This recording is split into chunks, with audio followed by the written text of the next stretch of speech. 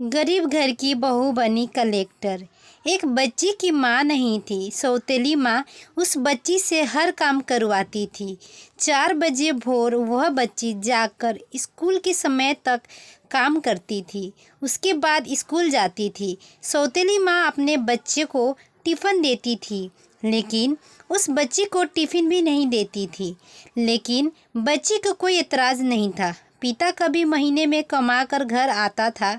उस बच्ची की सौतेली माँ काफ़ी मानजान करने लगती थी। पिता के जाने के बाद फिर वही कार्य करती थी। बच्ची पढ़ने में तेज थी। धीरे धीरे बड़ी हो गई। पिता को विवाह की चिंता सताने लगी। एक दिन लड़की के पिताजी बिटिया की शादी की जिक्र कर दी।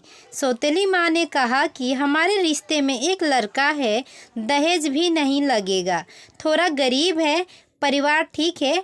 लड़की चूंकि पढ़ना चाह रही थी, लेकिन ज़बरदस्ती मंदिर में विवाह करके उसे उसके ससुराल भेज दी। लड़की जब ससुराल गई, उसे अपनी बदनसीब किस्मत सोचकर कुछ बोली नहीं। लेकिन लड़के ने कहा कि आप बुरा ना मानो तो एक बात कहें। वह बोली कि आपके साथ जीवन भर रहना है, आप जो कहोगे हम मानेंगे। लड़का बोला, जहाँ से पढ़ाई छोड़ी है वहीं से आप शुरू कर दीजिए। हम गरीब जरूर हैं, लेकिन गंवार नहीं हैं। लड़की अपने पति का पैर पकड़कर फक फक कर रो दी। लड़का दिन रात मेहनत करने लगा।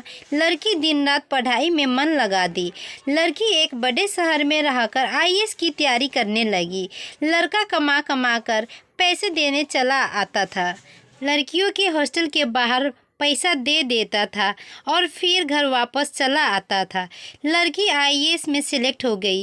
वह IAS की ट्रेनिंग पर चली गई और किसी दूसरे प्रदेश में DM बन गई। संयोग से लड़का पता लगाकर जब वहां पहुंचा तो लड़की की सारी व्यवस्था देखकर लड़का खुद शर्मिंदगी खाने लगा और वह मन बना लिया कि हम खुद इनके ज़िंदगी से दूर हो जाएं। लड़के की माँ की तबीयत खराब थी।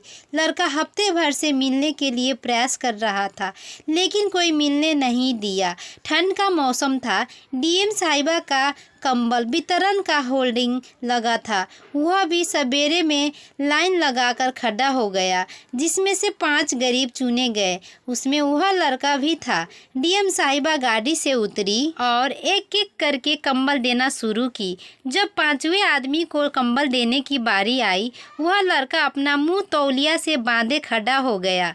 DM साहिबा जैसे ही कंबल हाथ में दी, लड़के की आंखें नम हो गई और धीरे से बोला कि साहब, हमारी माँ की तबीयत खराब है, माँ को यहीं लाया हूँ। आप सरकारी अस्पताल में फ़ोन कर दीजिए जिसमें मेरी माँ का सही इलाज हो सके। DM साहिबा आवाज़ को पहचान ली और हाथ पकड़कर फक फक कर रो पड़ी और बोली कि आप अब आए, मुझे बताए क्यों नहीं, माँ जी कहाँ हैं? उसने इशारा किया। इतने में ही वह खुद चल दी। अपनी गाड़ी में सबको बिठाई, अपने घर वापस ले गई। तत्काल सबके ठंडक के कपड़े खरीद कर लाई। लड़का बोला कि आप बहुत बड़ी अधिकारी हो गई हैं। तो वह बोली, तो क्या हुआ, आप हमारे पति थे और हैं। आप लोग को हम कैसे भूल जाएंगे? आप मेरे लिए दिन रात मेहनत किए, आपकी देन है कि मैं यहाँ खड़ी हूँ। यह सुनकर लड़के की आंखें नम हो गई। इतने में DM साहिबा भी अपनी आंखों के आंसू रोक न पाई और अपने पति के गले सिमट कर रो पड़ी और अपने परिवार के साथ रहने लगी। आशा करती हूँ यह छोटी सी कहानी आपको पसंद आई होगी। पसंद आई होगी तो लाइक ज़रूर कीजिएगा। आपकी एक लाइक ही हमें मोटिवेट करती है अगली वीडियो अपलोड करने की। चैनल पे नए हो आप लोग तो सब्सक्राइब कीजिए। अच्छे रहिए, स्वस्थ रहिए।